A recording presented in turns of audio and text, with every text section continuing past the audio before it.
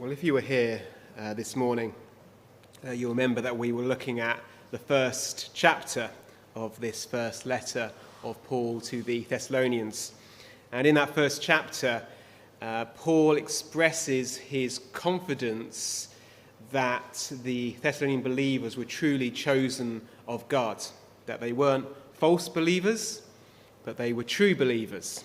And he said he was convinced of this for at least 3 reasons: because of their faith, even during affliction, because of their love shown in action, and because of their hope in Christ. But as he's describing these things, he describes how they, in verse 6, the Thessalonian believers had become followers of us, that is, Paul and his companions.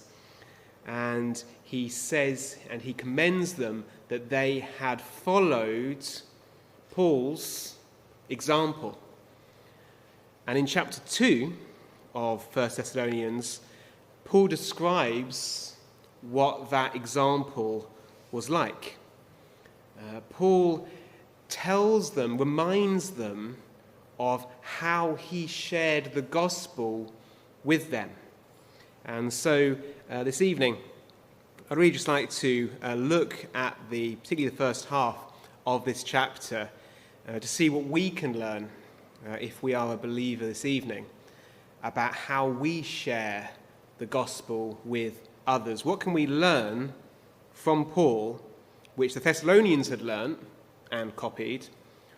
What also can we learn and copy in our lives as we seek to share the gospel with those around us? And Paul really says there are 3 aspects